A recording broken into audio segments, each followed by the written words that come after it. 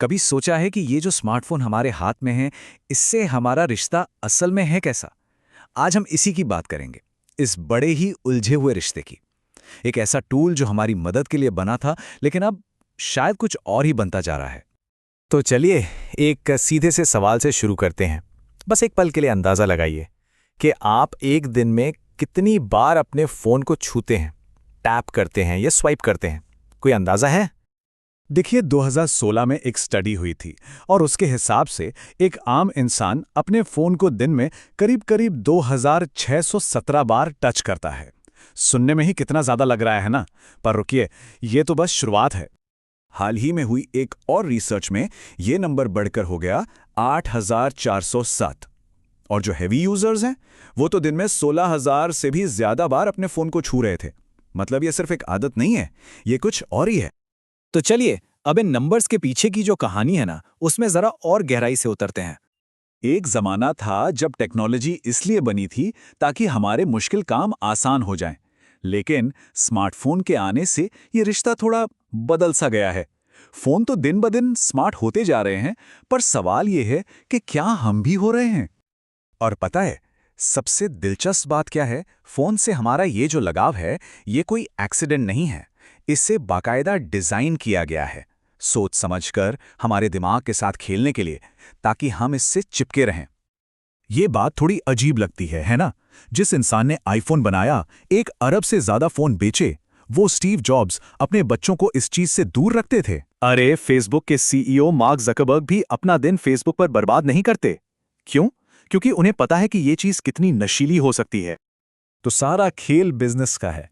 इन कंपनियों का मॉडल ही यही है। वो ऐप्स को इतना दिलचस्प, इतना आकर्षक बनाते हैं कि हम उन पर ज़्यादा से ज़्यादा वक्त बिताएं। और क्यों? क्योंकि हमारा समय ही उनकी कमाई है। तो ये करते कैसे हैं? इनके 3 बड़े हथियार हैं। पहला, लगातार आने वाले नोटिफिकेशंस। एक छोटी सी टिंग की आवाज़ होती है और हम अपना सबसे ज़रूरी काम छोड़कर फ़ोन की तरफ भागते हैं। और दूसरा, वो कभी न खत्म होने वाली स्क्रॉलिंग। बस नीचे करते जाओ, घंटे कहाँ निकल जाते हैं पता ही नहीं चलता। ये एक ऐसा साइकोलॉजिकल साइकिल है, एक ऐसा जाल है जिसमें हम सब फंस चुके हैं। हम कुछ पोस्ट करते हैं और फिर हर 15 मिनट में फ़ोन चेक करते हैं, भले ही कोई नोटिफिकेशन ना आया हो। क्यों? क्योंकि हम उन लाइक्स और कमेंट से मिलने वाली जो वो छोटी सी खुशी है ना, उसे खोज रहे होते हैं। चलिए, अब इसके एक और खतरनाक पहलू पर आते हैं। सोशल मीडिया का एक सबसे बड़ा साइड इफेक्ट है ये तुलना वाला जाल।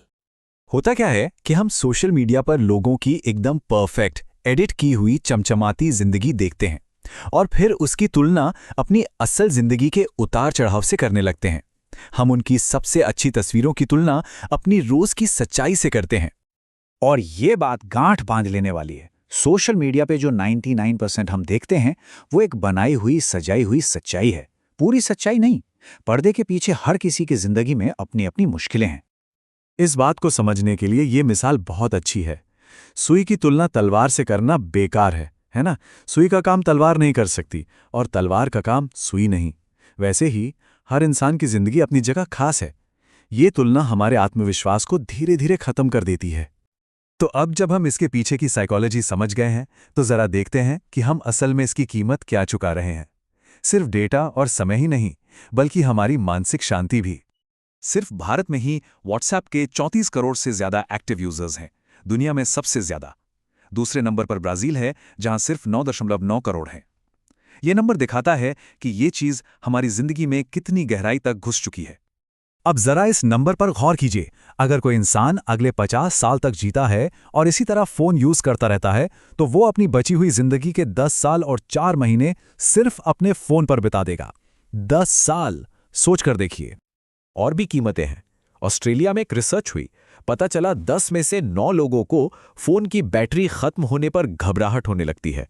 और विडंबना देखिए, जो सोशल मीडिया हमें जोड़ने के लिए बना था, वो हमें और अकेला महसूस करा रहा है। हम एक ही कमरे में बैठे अपने परिवार वालों से ज्यादा फोन पर ध्यान देते हैं। तो इतना सब सुनने के बाद सवाल उठता है कि भाई करें तो करें क्या? तो चलिए अब प्रॉब्लम से सॉल्यूशन की तरफ बढ़ते हैं। यहां बात किसी को दोष देने की नहीं, बल्कि कंट्रोल वापस अपने हाथ में लेने की है। ये बात समझना बहुत जरूरी है। देखिए, प्रॉब्लम फोन में नहीं है। प्रॉब्लम है कि हमने इसका कंट्रोल खो दिया है। हमें इस टूल का मालिक बनना है, इसका गुलाम नहीं। तो सीधी सी बात यह है कि अपने फोन को कंट्रोल करो, उससे ये इजाजत मत दो कि वो आपको कंट्रोल करे। ये आपकी जिंदगी का एक हिस्सा होना चाहिए, आपकी पूरी जिंदगी नहीं। तो मैं आपको बस इसी एक सवाल के साथ छोड़े जा रहा हूं। खुद से पूछिएगा कि ये जो फोन है, ये आपकी जिंदगी का सिर्फ एक हिस्सा है या फिर ये आपकी पूरी जिंदगी ही बन चुका है।